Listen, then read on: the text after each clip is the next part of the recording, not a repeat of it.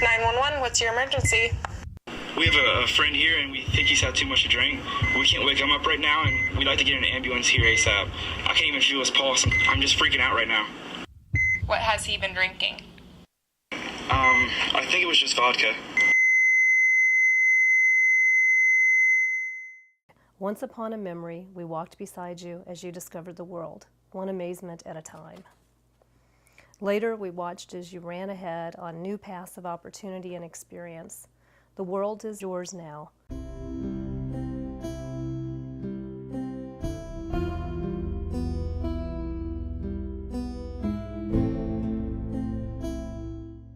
Brett was pretty much your typical young man. Of course, to me, he was more than typical. He was, as I would say, everything and then some. He was very smart. His last semester at the high school, he had almost a 4.0. He did really well on school admission tests, and there are a lot of schools that were trying to recruit him. And he was also strong.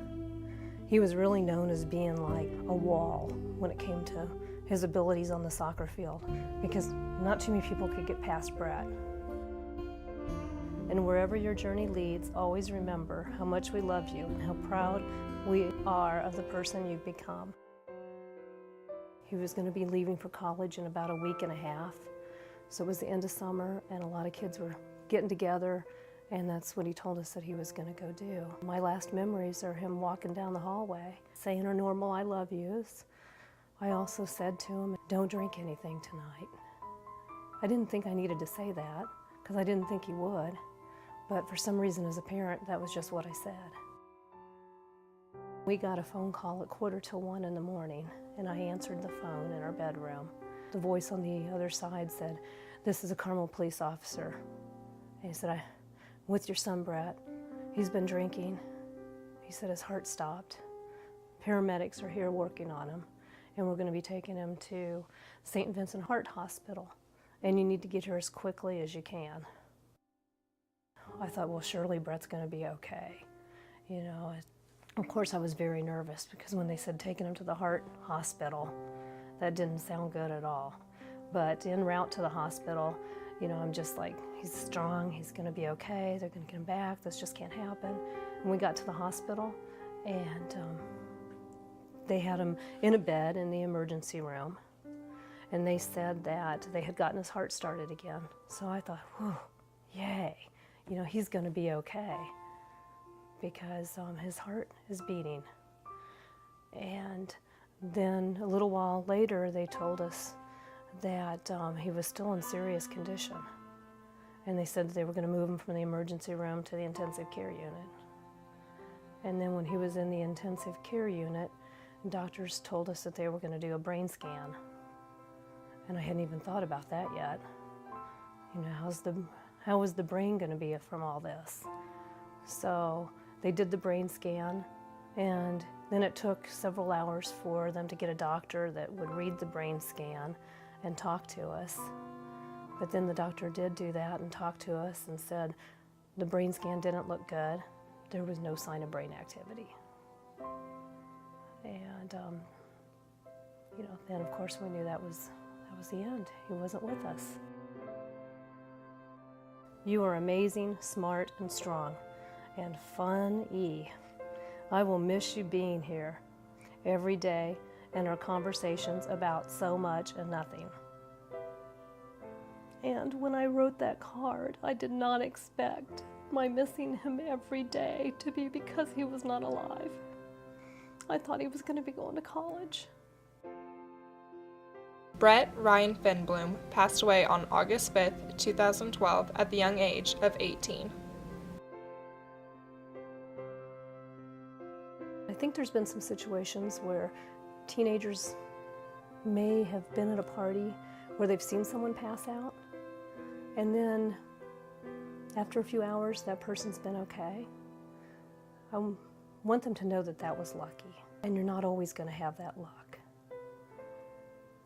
And so you don't want to take that chance.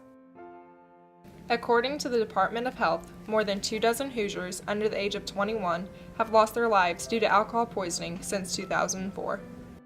Right now, I spend a good amount of time working on educating teens about the dangers of underage drinking and Indiana's Lifeline Law. Senator Jim Merritt was the author of the Lifeline Law, and he came to my son's visitation. That's the first time that we met Senator Merritt. My name is Jim Merritt. I'm state senator from Indianapolis. I represent the northeastern part of Indianapolis. The Indiana Lifeline Law was crafted with tender loving care. If someone becomes ill from being overserved, that there was a clear understanding in the law that an individual could call 911, and if they stayed with the individual and made sure that the police knew that they were the ones that called, they would have immunity. For instance, the individual who is overserved, that is ill, that is the patient, they do not have immunity in this situation, and thus you're not saying to someone, oh, go ahead and have a bender, go ahead and have a wild time at night because you won't get in trouble. You are going to get in trouble. I hadn't heard about the Lifeline Law until after my son passed away on August 5th. And when it was passed, school had just gotten out of session, the colleges, and so it didn't get very much publicity on being passed. There wasn't the funding to advertise the Lifeline Law, and it pretty much was just dropped. I think more that you promote this law, the more people think about not drinking alcohol to excess. I believe it's up to us, among many other people, to spread the word about the law, and that's why we're here today.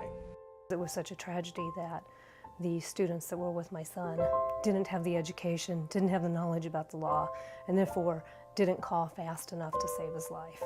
We don't want to say that it's good to drink alcohol, but we want to acknowledge that sometimes people make poor choices and people make mistakes. The main message that I want to get across to the community is not to hesitate in calling 911. Try to be responsible for yourself and not get yourself in a situation where you're going to have a medical emergency, because you don't want to need a lifeline, because a lifeline is a float with a rope on it.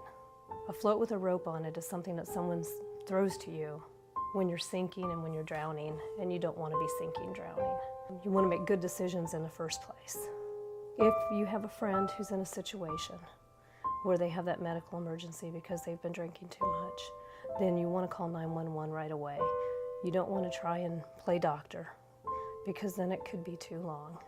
If you wait too long and you have a situation where there's death, where there's permanent injury, because there can be brain damage, then you would have to live with your conscience for a long time if you didn't make that call. There are people that are there to help and to make that call. If someone does make a poor choice, does make a mistake, make that call. Do not panic. Steady yourself and call 911. I think they would all want to do things differently. I think that they probably would want to make that call right away, because what happened that night was the worst thing that could happen, was losing to them their friend, to us our son. If that call had been made, then there was a chance that Brett would have survived. In fact, we had a family come to us on New Year's Day, and they said that Brett saved their daughter's life. The kids that were with her knew Brett's message, and they knew to call 911 right away. The paramedics took her to the hospital, and the next day she was alive. I do think that Brett would want to change the mentality of teenagers and tell them not to drink. And I think that he would also want to say to make that call right away. People probably hadn't heard about alcohol poisoning and someone actually dying from drinking too much. Well, it happens more often than you think. Every 90 minutes, a teen dies as a result of drinking alcohol. Make the call to save a life. You have the power to make good decisions. You have the power to help your friends do the same. Will you make the call? Will you choose to matter?